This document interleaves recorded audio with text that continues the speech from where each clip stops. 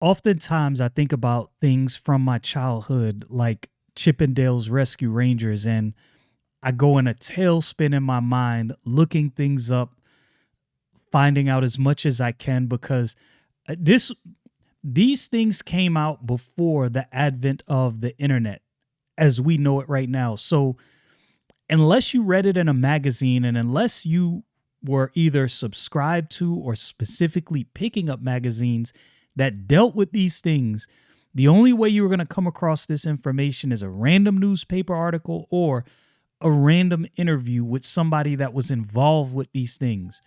So a lot of times I don't go back and actually look up some of this stuff. And then when I do, man, it just gets me excited all over again. Chippendale's Rescue Rangers sparked such a curiosity in me as a kid that I think it had a big effect on my career trajectory in technology. I think it had a great. I will say that whole Disney run, Chippendale's Rescue Rangers, DuckTales, TailSpin, Darkwing Duck. I think these things really did shape a lot of my youth. That youthful curiosity, that desire to know, to explore mysteries, and not necessarily supernatural mysteries specifically, but just mysteries in general. The desire to just explore in life. The media changes, and before my generation, a couple generations before my generation, people were inspired in the same way by stories like Huckleberry Finn and some other stories, just to mention one. But as things change, other things come about. Chippendale's Rescue Rangers was one of those things that when it aired, I can tell you, it was like kid me. I think I was 10 at the time. Yeah, 10 or 11 at the time. And here's what's crazy. When you look at the state of 10 and 11-year-olds now, it's almost like a lot of these kids have lost part of their childhood. Kids grow up so fast without the ability to just stay kids. I am so thankful to my mom being so protective, and like she allowed me to stay and remain a kid for so long that I actually got to live a really good childhood, and her raising all of us by herself in Brooklyn. I got to give her some kudos for that. She did a great job. She did a great job. But shows like this, man, like I said, it was like a nuclear bomb went off in a good way in my life. So I, pull this up right here. Uh, Remembering Rescue Rangers, such a good show. This is on cartoonresearch.com. This was posted by Jim Corkins. This is way back from 2020. And there's a quote here. It says, slipping through the oh yeah, this is actually the quote from the theme song of Rescue Ranger. Yo, the theme song. That theme song, let me just start reading this because I'll get off on another tangent. The Chippendales Rescue Rangers theme song that some consider an earworm because you can't get it out of your head. Once you hear it was written by Mark Mueller, who also composed the theme song for DuckTales. And I remember watching an interview with this gentleman, and he was singing the DuckTales theme song. Wow, that's another one that gets stuck in your head. And once it's in there, you cannot get it out. It's incredible. I love these cartoons. Such the creative time when all of these things were done, man, magnificent. I've always loved the theme song and have fond memories of babysitting my niece and watching the Disney afternoon shows while waiting for my brother and his wife to come back and pick their daughter up after they got off work. The concept of a block of syndicated Disney, excuse me, I'm just trying to let that burp out.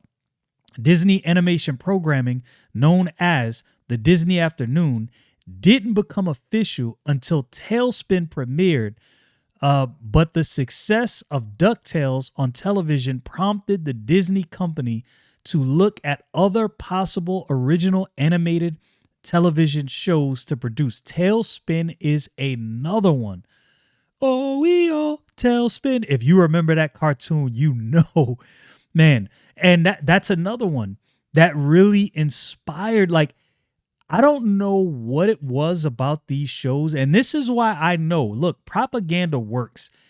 For anybody that thinks propaganda is not a big deal and not something that should be paid attention to with your kids, I would caution you. Now, thankfully, these shows had really decent propaganda. Like, not all propaganda is bad propaganda. This had really decent propaganda, and it inspired me to get involved in a field that led to a 26-year career. Like, it's been good. It's been really good. I'm very thankful for these shows, and some of that inspiration spark is missing, and I think it's partly due to the fact that in a lot of these major companies, you have guys who are suits who are good at business that run these businesses, but they don't have creative minds. I think during this time, you had an amalgamation of creative people and business-minded people. This is why sometimes just because you can create doesn't mean that what you create is going to be good. I think it's wise for someone who can draw, write, sing, whatever, learn some business savvy things, or find somebody that you can, develop a good partnership with that has that business mind, right? Like, if I wanted to develop a big business, I don't know if I have the mental fortitude or if I understand business enough to do this on my own. I would definitely either find a mentor, find someone that has a good business mind to get some legit advice from, and maybe some ideas, some things that I would not think of. And I think during this time, you just had that good match of the suits and the dudes who could create, and they were collaborating to bring us what we, some of these cartoons and stuff that we love. After DuckTales, Disney was seriously considering producing a syndicated television series based on The Rescuers, 1977. However, when Jeffrey Katzenberg also rediscovered the simple delights of The Rescuers and that Disney still retained the rights to the stories, he greenlit the production of the first Disney animated sequel, The Rescuers Down Under, 1990.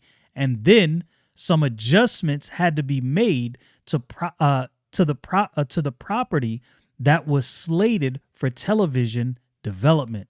Supervising story editor Tad Stone and his team, including co-creator Alan Zaslove, took the core premise of small animals as heroes in the world of humans and came up with the program titled Metro Mice. And it's interesting that this is the first title to Chip and Dale's Rescue Rangers, Metro Mice. Imagine if it would have stayed that. I don't know if it would have done as well, to be honest with you. And it's interesting how these little details and little changes had such a monumental effect on the show. A take off one of the title, a take off on the title of the popular detective television series Miami Vice. Interesting. That's interesting. The main character would have been Kit Colby, a mouse wearing an Indiana Jones jacket and hat, who was the adventurous leader of the team. Colt Cheddarson, a burly Australian kangaroo rat and explosive expert. Gadget, a blonde female mouse who was an inventor. Chirp Singh, an original cricket who loved basketball and martial arts. Camellia, a chameleon, and the team secretary, an eagle eye and nearsighted eagle who was the team's lookout. Interesting, because all of these characters didn't make it in the show, but this is how things get hashed out and created. And I believe Disney can get back to this. Will they get back to it? That's another discussion for another day, but I believe they can. There are many creative minds out there that could really produce some good things. And maybe it's not Disney. Maybe something else rises to the top. I've said this before and I'll say it again. The things we love are not guaranteed to be on top forever. I mean, look at how things transition. You went from wax to 8-track to tapes to MP3s to streaming. Now, what's funny is it seems like things are kind of going retro and people are getting more into physical copies of stuff. And this is why I'll say I like digital comics when I want to pick something up real quick before I can get my physical copy. But for me, and this is just personally for me, and I've said this many times here, so you already know what I'm about to say. Digital comics for me will never, ever replace having physical copies. There's something about tangible analog things that you just can't match. In an excellent 3-part 2004 interview with John Strike for Animation World Network, Stones remembered the pitch meeting for the show to Michael Eisner and Katzenberg. And he quotes, "They went, 'We love the idea of the show, but your main character doesn't have it.' The meeting went a little longer, and we were saying DuckTales is a big success. What other Disney characters can we work with?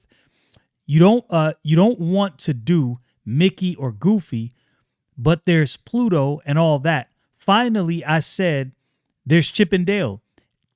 That small statement right there, just him making that small statement, changed the course of history when it comes to cartoon animation. And Chip and Dale's Rescue Rangers, to this day, is a staple. Eisner said, "Great, but those guys, put those guys in that show." And this is what I said. You got the business guys and the creative guys, and they're working together. It's not necessarily one overriding the other, right? Like Eisner and Katzenberg brought up a good point. Like, yo, we don't want to introduce some characters that people don't already know and love and are attached to. What do we have on hand that we can use? And this is where the creative mind of Mr. Stone comes in. Well, what about Chip and Dale? And this is where Eisner says, "Great, let's work it." Man, this can still happen today. And Jeffrey says, "Home run." That's why Chip and Dale's Rescue Rangers got done.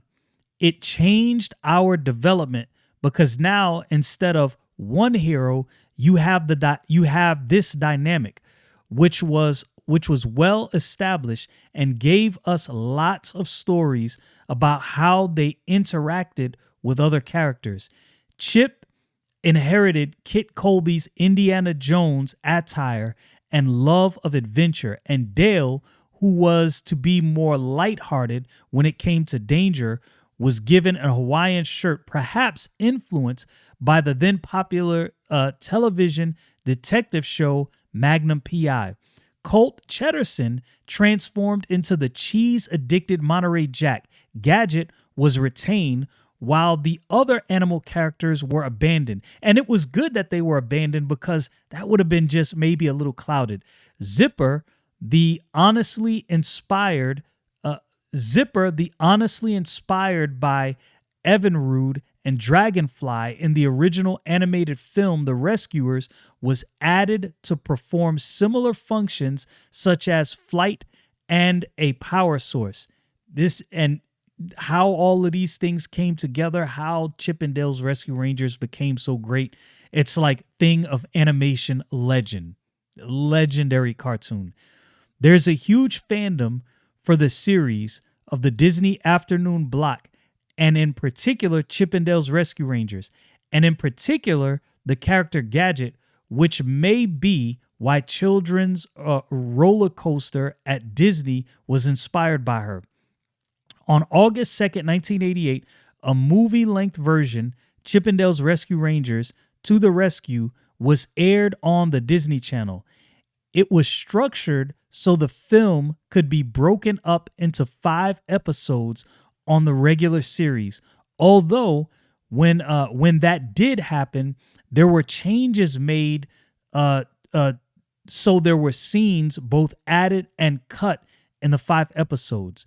To the Rescue is an origin story of how the Rescue Rangers were first formed and got their name, and some backstory information on the characters, including the fact that Gadget was the daughter of one of the Monty's old friends who had died a year earlier. On March 5th, 1989, season 1 of the show premiered on the Disney Channel with Piracy Under the Seas as the first episode. Beginning September 1989, the series was added to the Disney Afternoon syndicated lineup. On November 19th, 1990, the Shoot Dogs Don't They was the last original episode to have its premiere, with the show going into reruns on its 65 produced episodes for the next few years in 1993. The show was taken off Disney Afternoon block and replaced by Bonkers, an attempt by Disney Company to create a Roger Rabbit-like character that was fully owned by Disney, according to the original release from 1989. And I wish these shows would have continued, because I don't think they were discontinued for ratings. As you can see there, I think Disney was just trying to, move along and find something else to make money. But I think sometimes when things make money, you just got to keep it. Like Simpsons. How long has that been going? Right? I remember, this is how old I am. Some of you kids who are in your 20s, you will not know this. Or maybe you do if you looked it up. Simpsons first aired as a short on the Tracy Ullman Show. The Tracy Ullman Show was kind of in living color, Saturday Night Live. It was kind of like that, right? A comedy sketch show. And I remember vividly watching Simpson shorts. And I remember as a kid thinking, man, I wish I could get like a whole cartoon of these guys. And coincidentally, they were picked up and off to the races they went, still around to this day. These were times that created some of the most iconic shows ever. And I think personally, again, that this can still be done. Maybe not by Disney. I'm not saying it has to be done by Disney. But I think creative ventures like this in cartoons, just good cartoons that have good stories that kids would love, that don't have some overtly degenerate agenda. I think this can still be done today. And I'll tell you what, I think if this was done today, it would make massive amounts of money, because I think things like this, not only kids, I think even us adults that grew up on cartoons like this, we're still looking for something new, but like this.